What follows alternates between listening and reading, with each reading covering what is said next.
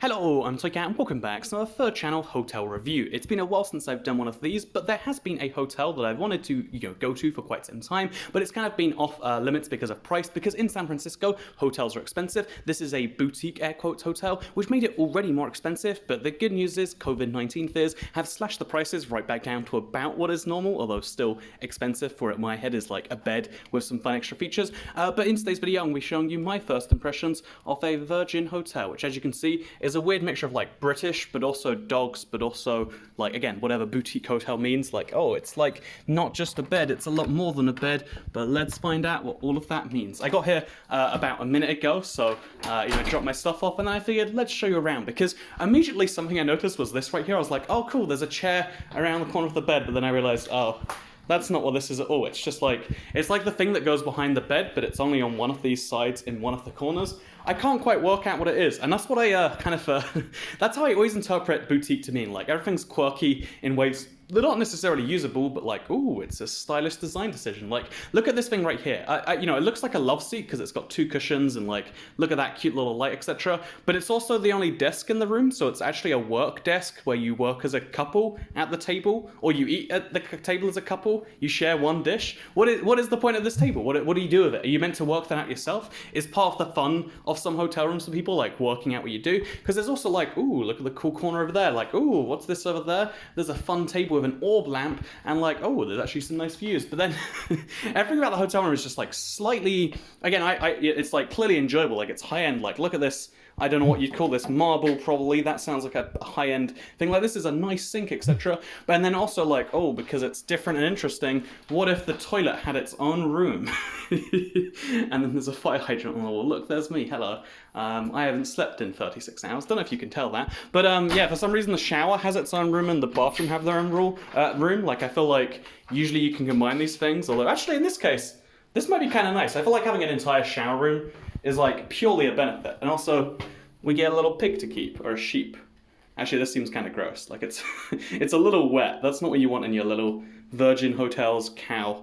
Yeah, Virgin Hotels San Francisco. Because what is, oh, okay, and now it's gone forever. So yeah, you can see looking around the room, like, everything's designed to be a little bit quirky. And they've even got their own magazine, Jesus. Is that a good decision? I'm not sure. But yeah, I never quite understand, because a part of me thinks like, okay, well, some people like that. Like, design is something people pay a lot of money to have their own houses like. But like, if you don't get to see and choose the design before you stay at a hotel, because I didn't know what it looked like on the inside, it definitely didn't look like this in my head, then is that really good design? Is that what some people want? They want good design, but without the choice about how to go with it? Maybe it is, because, I know, take this for example. This is a really cool corner of the room at first glance. Like, oh, look, it's got a smeg fridge. I love these things, right? And then also, look, what's this over there? We got a snack basket, and of course it's like, it's a small price to pay for hunger, except these are not small prices to pay for hunger. You cannot charge me $4 for a stroopwafel. Well, that's a weird focus. You can't charge me $7 for crack cookies. Whatever they are. Which of these are crack cookies, by the way? Would it be these?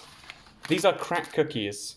I imagine legally addictive. Oh, so it actually is a joke. Cracker cookies. Okay. These are $7, are they? I mean, it's a small price to pay for hunger. No, it's not. It's a large price to pay for hunger. If you think about it, this entire section of the room, because the fridge is legitimately full with their stuff, you can't even, there's no space for you to put your own things in there, as well as the stuff that they could charge you for. It's like, there is a corner of my room dedicated to selling me stuff on top of my expensive hotel room. Who is this for? Like, this is cool stuff. Again, this is cool design. I love this lamp that I can presumably turn on over here. A bar. Oh, it's like a, no. I don't understand how this light works. Like, am I, like, this isn't a button. This feels like it's a button, but it's not doing anything. But yeah, okay, you get the point. They're like, oh, it's a cool corner of the room, except no, it's a way to sell me things. Like, what's that all about? Is that what I want in my corner? Even like, like the cool design feature of like, ooh, over here there's some free earplugs. But are they, like, is that a bad sign? Like, there is a road over there. Does that mean it makes a lot of noise overnight or something? I'm not sure. Also, this fun little, if your chamber is tip-top, please consider a top tip blinking face. Oh yeah, you know what's the premium experience is? Paying a lot more on top of the already thing you've done. Also, Blinded by the Light, great song, not a great wake-up call. Control your blackout shade here. Oh, that's a cool, okay, actually that is really cool. You can have a blackout shade if you don't believe in light. Which makes sense, because a lot of travelers would be jet lagged, and therefore that's a great idea. I kind of like that, actually. Also, this screen seems pretty cool. Again, I want to sum up my thoughts here, because I'm just going around criticizing a hotel. But I think it's a really well-designed thing. But I've never been able to work out like who it's for. Again, in this case, maybe can surprise someone with it, be like, hey, look how nice the hotel is. But they're not going to think that I did the nice hotel. Maybe they'll just be like, oh, you clearly spent more money on it. When you see this design, you know it's an expensive hotel. But at that point, is that just expense for the sake of expense? Is there no utility beyond showing that you have spent the money to create the utility? Because is that really even utility? Or is that just extravagance for the sake of extravagance? That's actually quite cool as well. Again, lots of cool little features. There's even an iron in here. There's some bathrobes. They do yoga on the rooftop, apparently. Everything here is interesting and quirky and weird in a way that you just won't really interact with. And maybe that's what people want. Or maybe it's not. You tell me, internet. Did you like this hotel room? Would you want to stay here? If it was more than the equivalent hotel room, but without all the quirks and lamps that look like this and bright red doors, which I guess is like a Virgin brand thing. I don't know. I decided to stay here just because I think, you know, again, I was curious about the thing, the weird mixture of like, it's British, but also with dogs, but also we're high-end, also boutique design, whatever that means. It got me curious, and now my curiosity's been satisfied. I just don't think I'm going to be a repeat visitor. But I'll find out later. Maybe I'll see a cute dog in the lobby and be like, well, dogs are worth a extra couple hundred, or an extra $100 a night or something like that. Maybe that's what I'll think. Maybe it's not. I'll let you know. But for now, third channel, don't care. Should I do more hotel reviews? I love seeing hotels because they're all so different on the inside, and no one ever actually shows off like what a hotel's like how good's the Wi-Fi, how good's the this. For instance, this hotel, no signal whatsoever.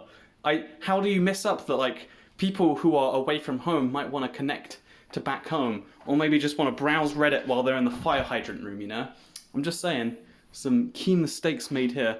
But yeah, let me know if you like this. Maybe let me know if you like this video, and also let me know if you like this thing, and if you'd pay some dollar premium, let's just say $20 premium for it, because I'm very curious. And anyway, thank you very much for watching. Oh, I did this with hotels.com rewards.